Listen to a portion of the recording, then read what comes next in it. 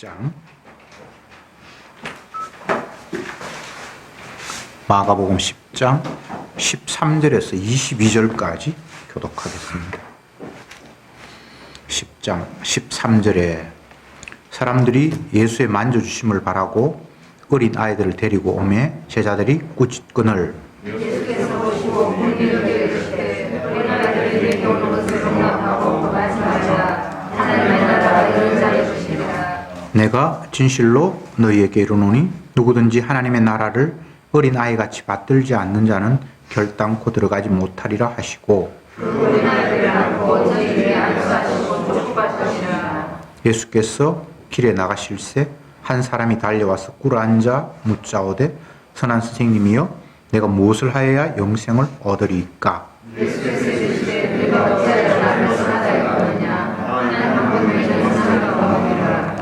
네가 계명을 안 하니 살인하지 말라, 간음하지 말라, 도적질하지 말라, 거짓 증거하지 말라, 속여 취하지 말라, 네 부모를 공경하라 하였느니라.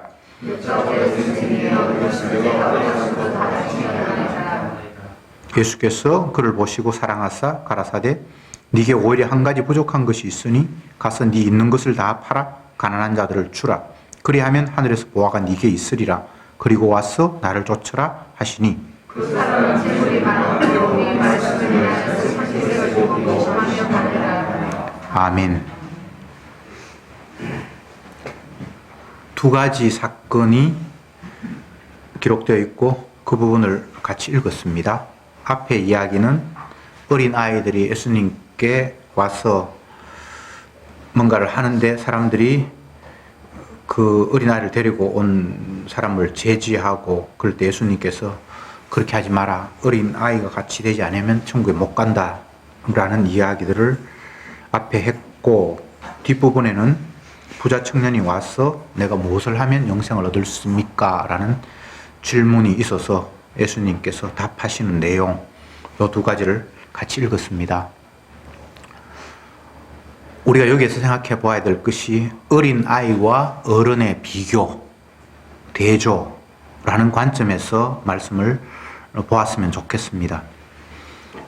어린 아이는 본인의 의사 때문에 예수님께 찾아온 건 아니고 그 부모들이 또 어른들이 예수님께 뭔가 복이나 받고 어떤 좋은 일이 있을까 싶어서 어린아이 예수님의 만져주심을 바라고 어린아이를 데리고 오매 이렇게 돼 있죠. 그죠? 어린아이는 본인의 의사와 상관이 없이 어른들이 그를 예수님께 데리고 와서 자의가 아닌 타의에 의해서 주님 앞에 온 자이고 또 부자 청년은 자기가 자발적으로 주님을 찾아와서 묻고 싶은 것들을 질문하는 형태로 본문이 기록하고 있습니다. 성경에서 어린아이를 칭찬할 때에는 몇 가지 관점이 있습니다만 오늘 본문은 주님이 어린아이를 용납하고 그 어린아이처럼 되지 아니하면 너희가 결코 하나님 나라에 들어가지 못한다라고 말씀하셨을 때 주님의 의도는 어른 전체를 무시하고 깔아뭉개는 그런 의도가 담겨 있습니다. 어린아이는 예수님이 누구고 메시아가 어떤 의미가 있고 죄사함이 어떻고 이런 것에 대해서 별로 지금 관심이 있거나 분별할 수 있는 그런 나이는 아닌 것 같고요. 그래서 그냥 어른들이 데리고 오면 데려온 대로 끌려오고 딸려가는 그런 정도의 나이인 것 같고 그런데 예수님이 어린아이는 이런 자의 것이다. 너희가 이 어린아이처럼 이렇게 되지 않으면 결단코 천국에 가지 못한다라고 얘기했을 때 어린아이가 천국 간다는 데 주안점이 있는 게 아니고 어린아이와 같지 않은 사람들이 천국 못 간다는 데 이게 방점이 있다 이 말입니다. 그러니까 사람들 전부 다 어린아이를 데리고 온 그 부모부터 해가지고 또 예수님께 질문하기 위해서 찾아온 부자 청년부터 해서 모두 다를 너희들은 천국에 합당하지 않다라고 예수님이 말씀하시는 거예요. 여기에는 어린아이가 없어서 그냥 이 말씀을 보면 너희들은 천국에 합당하지 않아. 그런 그 이야기예요. 이것을 사도 바울식으로 표현하면 의인은 없나니?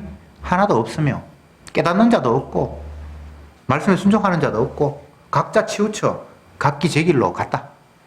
그런 식의 말씀을 오늘 본문과 연결해서 이해하면 이해가 쉬울 것 같습니다. 예수님이 이런 식으로 어린 아이를 부각시키고 어른들을 아니다, 이와 다르기 때문에 너희들은 내가 용납할 수 없다라고 말씀하시는 방식 속에는 어른들의 생각, 행동, 판단, 결정 전부 다가 하나님 나라하고는 너무나 거리가 멀다는 거예요. 복음의 진리를 이야기할 때에는 진리가 아닌 것이 무엇인가 라는 식으로 이야기를 하면서 그와 반대되는 것들이 진리다라는 식으로 설명을 하는 경우가 굉장히 많습니다. 그런데 우리는 잘못 생각해서 오늘 본문 같은 경우를 볼 때에 그러면 어떻게 하면 어린아이가 될까? 어린아이가 천국 가는 이유는 뭘까라고 생각하면서 본문을 바라볼 수도 있죠. 그렇게 되면 이제 함정에 빠지는 거예요. 어른 천국 못 간다는 이야기를 하기 위해서 어린아이를 들었을 뿐이지 어린아이에 무엇이 장점이 있어서 천국 갈까라고 이런 식으로 바라보면 안 돼요. 바꿔 이야기할게요. 우리는 천국 못 간다라는 이야기를 주님이 그냥 하시고 싶은 거예요. 부자가 천국 가는 것은 낙타가 바늘구멍으로 들어가는 거하고 똑같다라고 얘기했을 때는 어떻게 하면 바늘구멍을 넓혀서 낙타에 내가 통과할까 이런 식의 대답이 아니라 누구도 천국 못 가라는 이야기를 하고 싶어서 주님께서 하신 이야기예요. 그러면 또 여러분이 시비를 걸겠죠. 아니 이 어린아이는 천국 간다고 했잖아요. 이게 듣고 있는 대상은 다 어른들이에요. 그래서 너희들은 천국 못 가라는 이야기를 주님이 하시고 싶은 거예요. 어떻게 하면 어린아이가 돼서 천국 갈까? 그런 거는 낙타를 바늘 귀 넓혀서 통과하려고 하는 그런 엉뚱한 생각과 같습니다. 안 된다는 이야기를 주님이 하신 거예요. 아시겠죠? 어린아이 닮으려고 생각하지 말고 안 되는구나. 주님께서 우리는 천국 못 간다는 이야기를 주님이 하셨구나. 이렇게 1차적으로 받아들이시란 말이죠. 그러면 어른들의 모습은 어떤 모습인가? 17절 이후에 잘 나타나 있죠. 예수께서 길을 가실새 한 사람이 달려와서 꿇어 앉아 묻자오되 선한 선생님이여 내가 무엇을 하여야 영생을 얻으리까? 요 부자 청년은 어린아이 아닙니다. 예. 그래서 요 행동 자체가 다 천국 못 가는 이유를 주님이 지금 설명하는 거예요. 어린아이가 천국 갔으니까 어린아이 무엇을 가지고 천국 갔지라고 여기 본문을 아무리 뒤져봐도 그건 방법이 없습니다. 다만 어른들 욕하기 위해서 본문을 이야기했고, 근데 어른의 대표가 부자 청년입니다. 이 사람이 왜 천국 못 가는지를 이제 이 이야기 속에 찾아야 되겠죠? 17절 다시 읽어볼게요. 예수께서 길에 나가실 새 한 사람이 달려와서 꿇어 앉아 묻자오되 선한 선생님이여 내가 무엇을 하여 영생을 얻으리까? 그래서 예수님께 선한 선생님이여 라고 한 것을 예수님이 먼저 문제를 삼습니다. 나 선한 사람 아니야. 하나님 한 분 외에 선한 분 없어. 이렇게 예수님이 첫 번째 그의 그 호의, 예수님 앞에 당신은 선한 분이잖아요. 내가 선한 분인 줄 알아 모시겠습니다. 내가 어떻게 하면 복받고 천국 갈까요? 라고 얘기를 했죠.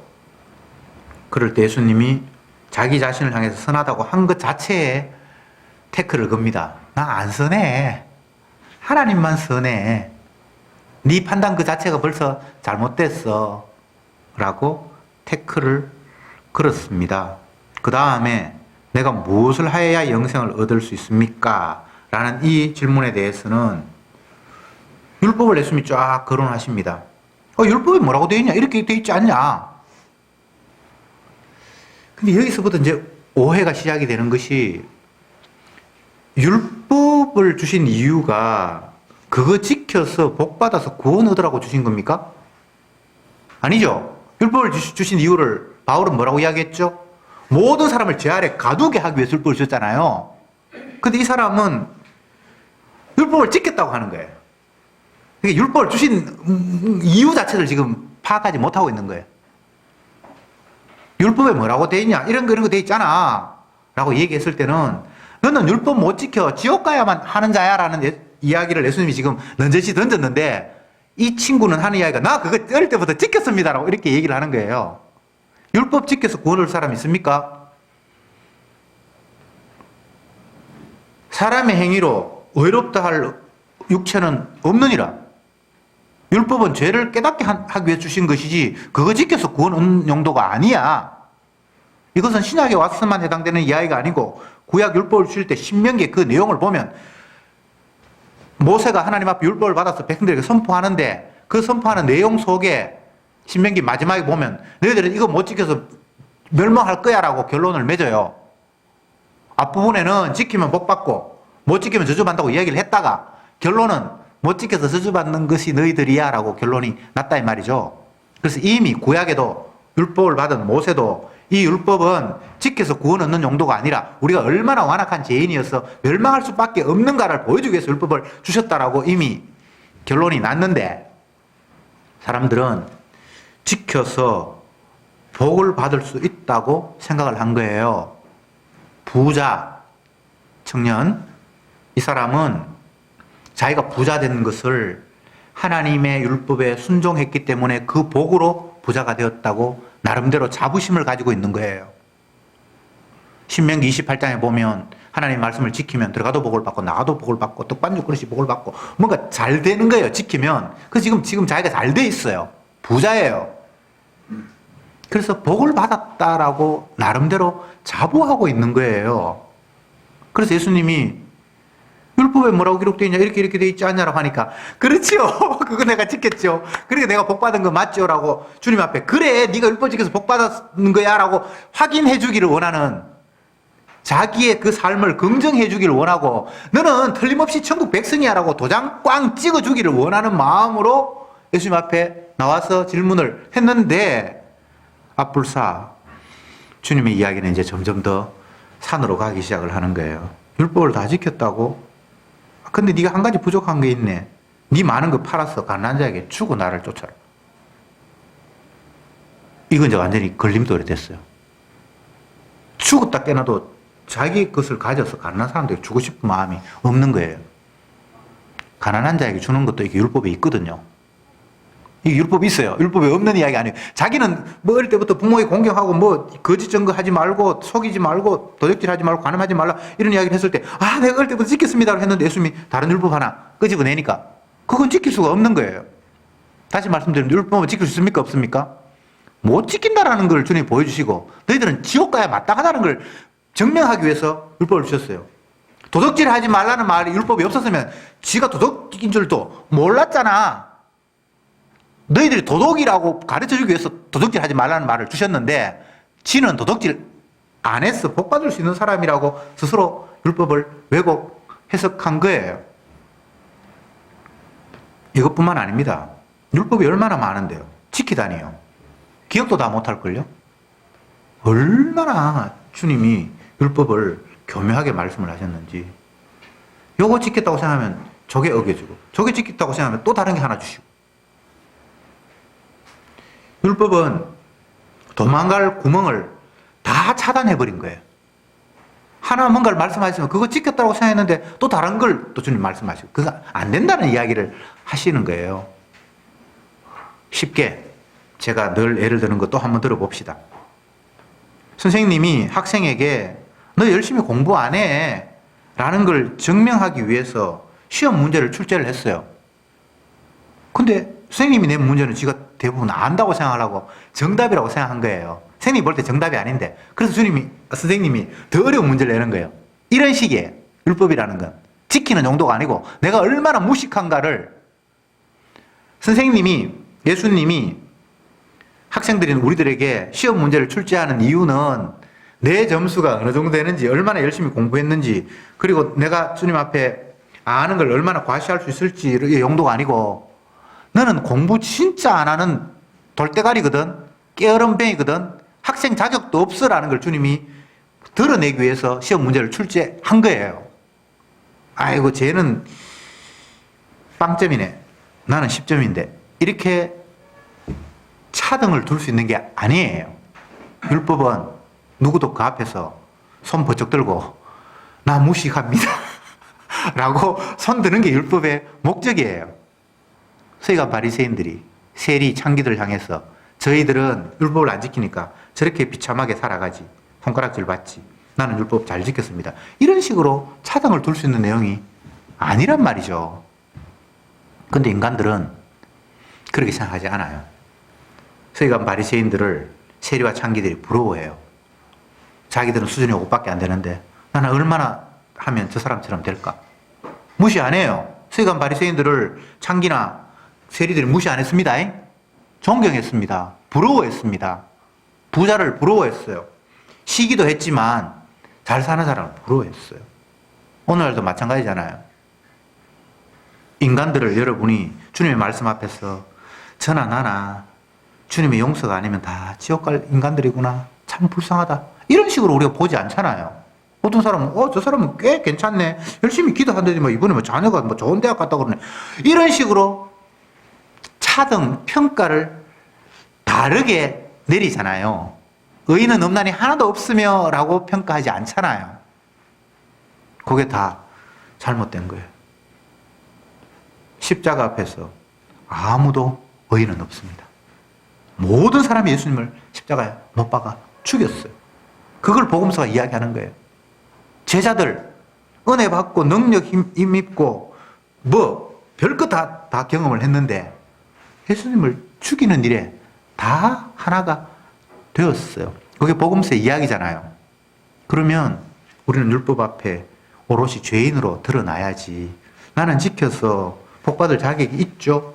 저 친구는 영 하나님의 말씀을 무시하네, 나는 저 정도는 아니죠. 그러니까 저 사람보다는 내가 더 일도 잘 풀리고 좀 뭐 복을 받은 모습 보이지 않나요? 라는 이 사고방식, 이거 다 마귀의 생각입니다. 율법 앞에 더 나은 사람 없습니다. 예수님이 시험 문제 출제했는데 그 문제 앞에 내가 조금 더 안다라는 이야기를 하면 그건 거짓말이에요. 다 그냥 무식해, 빵점이라. 주님이 의도하신 것 전혀 달라. 이것이 너희는 보기는 보아도 알지 못하며 듣기는 들어도 깨닫지 못하게 하려 함이라는 그 구도 안에 누구도 예외 없이 다 갇혀 있는 거예요. 주님이 눈을 열어주지 않으면 다 까막눈이에요. 바울 되기 전 사울 시절에 열심히 부족했습니까? 성경 지식이 부족했습니까? 아니잖아요.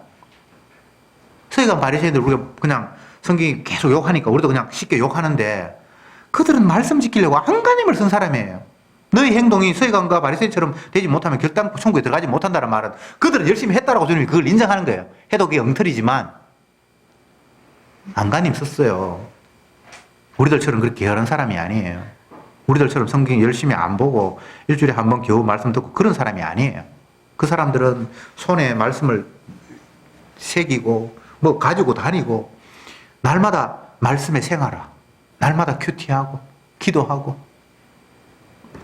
그런데 그 지식, 그 열심이 예수님을 메시아로 알아보지 못하고 주님이 율법에서 말씀하신 의도를 전혀 파악하지 못하는 거예요. 왜? 보기는 보아도 알지 못하도록 하나님이 가두어 두셨기 때문입니다. 오늘 어른의 대표로 등장하는 이 부자 청년은 그냥 하나님 앞에 이래서는 안 돼, 이건 천국 갈 수 없는 사람이야 라는 모델로 주님이 딱 그냥 뽑아온 거예요. 이 사람의 가장 큰 문제가 무엇입니까? 천국 가려고 발부둥 치는 거예요. 아주 겸손하게 그 앞에 와서 무릎을 꿇고, 태도가 얼마나 참 겸손합니까? 예. 남 앞에 여러분 쉽게 무릎 꿇는 거 그거 잘 안 됩니다. 예수님 이 당시에 나이가 많지 않았잖아요. 그렇잖아요. 근데 이 부자 청년이 나이가 얼마나 되는지 모르지만 어쨌든 재산이 많고 하면 어느 정도 나이가 됐을 거라고 우리가 추정할 수 있잖아요. 예수님 정도 나이가 됐든지, 그죠? 근데 그 앞에 길거리 사람들 다 보는데 앉아서 무릎을 꿇고, 여기 1절 보세요. 예수께서 길에 나가실새 한 사람이 달려와서 꿇어 앉아. 여러분, 길거리에서 남 앞에 무릎 꿇는 게 이게 뭐 보통 겸손은 아닙니다. 그리고 보통 열정이 아니에요. 더 복 받고 싶어서, 천국 가고 싶어서. 이 열정이 대단한 거예요. 그런데 그 열정이 지옥 가야 할 근거라는 거예요. 그럼 뭐 어떡하는데? 열정 안 내면 되나요? 그 이야기가 아니에요. 안 된다는 거예요. 너희들은 다른 박질 함으로도 되는 것도 아니고 달려가 다는 것도 아니고 혈통으로도 되지 아니하고 육정으로 되지 아니하고 모두 하늘로부터 난 자라야만 된다. 사람으로서는 할 수 없다. 인간적인 관점에서 바라봤을 때는 오늘 본문에 나타난 이 부자 청년만큼 신앙생활 열심히 하는 사람이 없고 이만큼 천국에 대해서 갈망하는 사람이 없어요. 대단한 사람이에요. 근데 그것이 천국 가는 일에 방해 요소라고 주님이 말씀하시는 거예요. 그럼 어쩌라고? 우리에게는 방법이 없습니다. 사람으로서는 할 수 없습니다. 어떻게 낙타가 바늘구멍을 통과해요? 안 된다는 이야기예요. 너희가 믿음이 한 겨자씨만한 믿음만 있으면 이 산을 옮겨 바다에 빠뜨리라 해도 될 것이다. 산을 옮기는 믿음 있는 사람이 있습니까? 그 믿음 있는 사람 없다는 이야기예요. 내가 믿음을 보겠느냐? 그 말은 믿음 있는 사람 없다는 거예요. 성경은 계속해서 우리에게 불가능성, 저주받아야 마땅한 죄인, 율법 앞에서 우리는 지옥이 합당한 자라는 사실을 거듭 쏟아붓고 있습니다. 왜? 죄인을 구원하러 오신 예수님을 돋보이게 하기 위해서. 나는 의인을 부르러 온 것이 아니라 죄인을 부르러 왔다라는 그 한마디 주님이 하시고 싶어서 우리를 몽땅 다 죄 아래 가두는 거예요. 그럼 우리는 죄 아래 갇혀야죠. 왜 내가 의롭다고 다른 거는 못 지켰지만 이건 지켰다고 주님 저 사람보다는 내가 좀 평가받아서 한 단계 더 높게 평가해야 됩니까? 왜 이런 생각을 자꾸 갖죠? 나는 의인을 부르러 온 것이 아니라 죄인을 불러 회개시키고 왔다. 그 말 하시고 싶어서 주님은 우리를 죄 아래 지금 가두고 너는 죄인이고 그래서 나는 죄인입니다. 죄인을 부르러 오신 주님 나를 불쌍히 여기소서. 이렇게 지금 주님과 우리가 짝이 돼야 되는데 내가 벌써 의인이 되어버렸어요. 네가 병들었다고 하면 내가 치료할 텐데 네가 건강하다고 하니까 너하고 내하고는 상관이 없네. 이보다 더 무서운 게 있습니까? 이게 가장 큰 저주예요. 우리가 율법을 어긴 것도 저주지만 거기에는 아직 가능성이 있어요. 그런데 내가 죄인을 부르러 왔다고 하는 그 주님의 음성 앞에 나는 의인입니다라는 게 이게 가장 큰 저주예요. 저주를 제대로 알아야죠. 내가 죄를 지었다라는 것은 최종적인 저주가 아니에요. 이 단계를 성경은 수도 없이 우리에게 제시를 하고 있는데 은혜가 없으니까 성령의 역사가 우리의 눈을 열어주지 않으니까 율법 앞에서 죄인 되려고 발부둥 치는 거예요. 의인 되려고 발부둥 치는 거예요. 이 부자 청년처럼 나 지켜서 복 받겠다라고 발부둥 치는 거예요. 그 앞에 무너져야 되는데 그 율법 앞에 좌절해 버려야 되는데 주님의 그 말씀 앞에 주여 나는 죽었다 깨나도 주님이 요구하시는 그런 존재가 아니군요. 나는 태생부터가 걸러 먹었군요. 이렇게 나와야 되는데 할 수 있대. 이 사람. 이게 저주예요. 여러분 뭘 할 수 있습니까? 주님의 말씀 앞에 우리는 무능자예요. 말씀을 지켜요. 말씀의 의미도 파악을 못해요. 뭐라고 주님 말씀하지? 율법을 주신 이유도 몰라요. 죄 아래 가두기 위해서 주셨다 그러는데 하면 복 받는다라는 식으로 생각하고 있는 거예요. 해서 복 받는 사람은 하나님의 아들밖에 없습니다. 그게 해당 사항이 되는 분이 율법을 지켜서 순종해서 복 받는 사람이 해당되는 부분은 하나님의 아들밖에 없어요. 나머지는 다 못 지켜서 저주받는 그 바운더리 안에 다 그 바구니 안에 담기는 거예요. 아담의 후손은 다 안 되는 거예요. 그런데 왜 주님께서는 하면 복 받는다는 말을 했습니까? 그거는 하나님의 아들한테만 해당되는 거예요. 하나님의 아들이 없었으면 그 말 안 했을 거예요. 지켜서 복 받는 사람은 하나님의 아들밖에 없어요.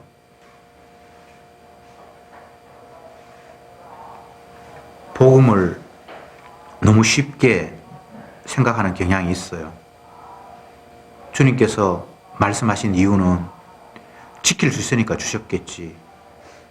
아니에요. 지킬 수 있어서 주신 게 아니에요.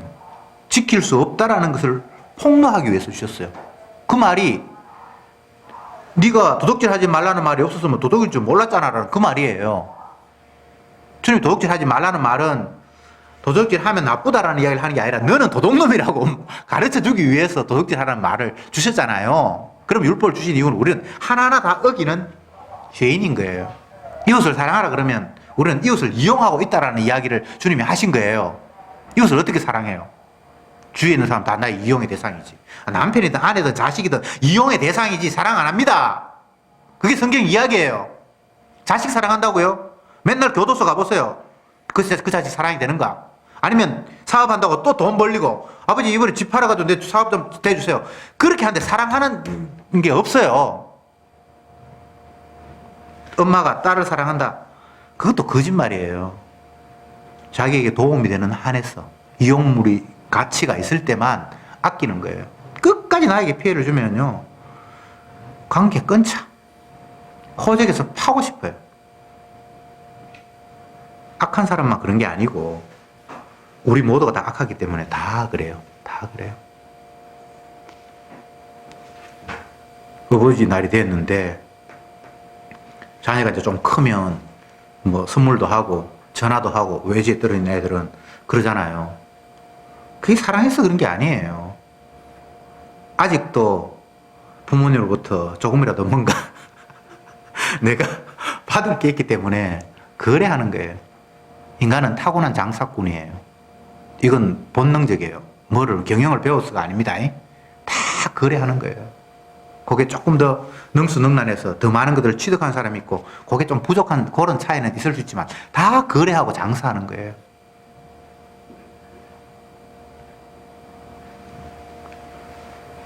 우리는 주님 앞에 죄인으로 드러나야 합니다.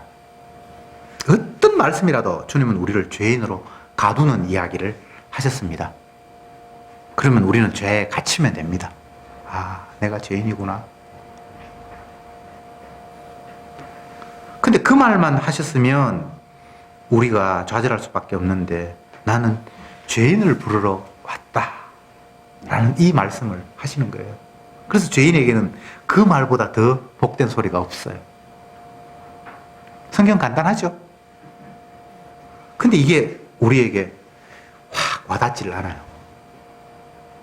와닿는 방법은 없습니다. 주께서 은혜로 그 말씀을 우리에게 뒤집어 씌우지 않는 한 그게 이론적으로 안다고 해서 그것이 순간순간 환경에서 그게 우리에게 팍 드러나는 게 아니에요. 배워서 되는 게 아니에요. 알아서 되는 게 아니에요.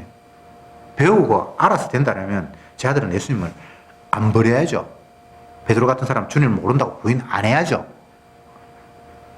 부인할 때 베드로가 예수님을 몰랐습니까? 뭐 하나님의 아들이라고 그러고 뭐 오만 고백을 다 했는데 안다고 해서 되는 게 아니에요.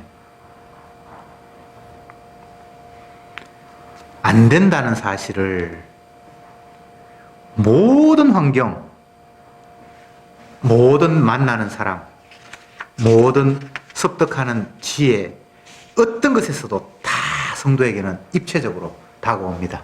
내가 죄인이라는 사실, 안 된다는 사실. 나는 예수 믿는 것이 아니라 내 자신을 믿는다는 사실. 주님이 나의 주가 되어서 찬양하는 것이 아니라 나에게 복 주시겠지. 내가 혹시 잘못하면 벌 주시겠지라는 그런 관계성 속에서 주님을 우리는 대하고 있다는 사실. 어린아이가 뭣도 모르고 주님 앞에 끌려오는 그런 모습과는 다른 계산하고 판단하고 내가 주님 앞에 무릎을 꿇든지 뭘 하든지 뭔가 나에게 이익을 뭔가 계산하는 그런 어른이잖아요. 어린아이가 그런 거 계산하고 있습니까? 나왔습니까? 아니에요. 그냥 어른 앞에 끌려서 왔어요. 이게 주님의 선택이에요. 일방적인 선택. 그가 선이나 악을 알기 전에, 그가 태어나기 전에 하나는 사랑하기로 하였고 하나는 미워하기로 작정하였느니라. 선택이 인간의 행위와 상관이 없어요. 어린아이가 주님 앞에 나온 거는 자기 의사하고 아무 상관이 없는 거예요. 이렇게 해야 이게 하나님 나라에 합당한 거예요. 이렇게 해서 하나님 나라 간 자가 나는 천국 가야 할 이유가 내게 있었습니다라고 말하지 못하잖아요. 나는 복 받을 이유가 있었습니다 라고 말하지 못하잖아요. 내가 가진 것이 남들 보기에 대단한 것이거나 초라한 것이거나 그와 상관이 없이 나의 모든 것은 주님의 은혜입니다 라는 말을 할 수밖에 없잖아요. 그런데 내 행위로 복을 받아야 된다고 생각하는 사람은 늘 미흡해요. 부자 청년도 지금 아직도 아쉬움이 있어요. 하나님의 말씀에 지켜서 복을 받았다라는 까지는 증거되는 내가 인정하고 싶은데 그것까지는 내가 믿겠는데 과연 내가 천국 갈지 앞으로 어떻게 잘못해서 주님 앞에 잘릴지 지금도 여전히 지금 미흡해요. 부족함이라. 그래서 그 부족함을 맞아 채우려고 자기 열심으로 주님 앞에 찾아와서 무릎 꿇은 거예요. 이렇게 해서는 천국 갈 수가 없어요. 이게 지옥 가야 될 사람이에요. 내 열심을 가지고 내가 마지막 미흡한 거 그거마저 채워서 나는 굳이 천국에 가리라. 반드시 나는 천국을 따내고 말리라는 이 생각이 지옥 가야 될 이유예요. 어린아이처럼 주님이 부르시면 가는 거예요. 주님 십자가 피로 내가 네 죄를 위해서 십자가 피 흘렸다라고 말씀하시면 우리는 주여 감사합니다라고 말할 수밖에 없는 자가 성도예요. 어린아이 되려고 생각하지 마세요. 구원 얻은 자는 어린아이예요. 주님 앞에. 결과적으로 그래요. 내가 어떻게 어린아이를 흉내내어서 천국 갈까? 어린아이가 되지 않으면 천국 가지 못한다고 하니까 나는 천국 가야지. 어린아이 어떻게 되지? 본받 이거는 지옥 가야 될 모습입니다. 그건 어른의 모습이에요. 어린아이는 그냥 일방적으로 주님께서 부르신 거예요. 오른편에 세우고 왼편에 세우고 양이다 염소다 나눌 때 그냥 주님의 편에 오른편에 남은 자가 어린아이지 어린아이가 되어서 천국 갈 수 있는 방법은 없어요. 그래서 되려고 하지 마세요. 어떻게 하면 천국 갈까? 방법 없습니다. 인간적인 쪽에서 다리가 없어요.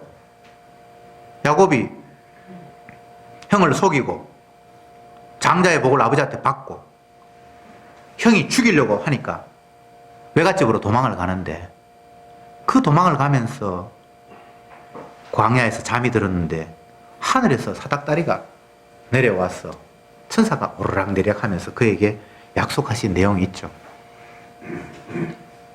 내가 너에게 복을 주겠다. 인간이 복을 주십시오, 복을 주십시오 해서 하늘을 외쳐서 하늘에서 복이 내려오는 그런 루트는 없습니다.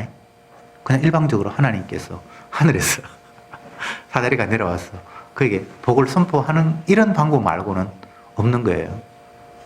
그런데 사람들은 야곱이 일단 하늘에 사다리가 내려와서 약속을 주셨고 복을 받았으니까 야곱의 행동을 이제 추적해 보는 거예요. 복 받을 수 있는 근거가 있는가 싶어서. 마치 어린아이를 보면 천국 갔다 그러니까 여기서 천국 갈 수 있는 요소가 있는가 막 더듬는 거예요. 그러면 야곱을 더듬으면 어떻습니까? 일단 복을 사모했다. 거짓말을 시켜도 내가 복 받기를 원했다. 뭐 등등등등 막 이렇게 나오는 거예요. 그래서 그게 지옥 가야 될 이유인 거예요. 속인 게 잘한 겁니까?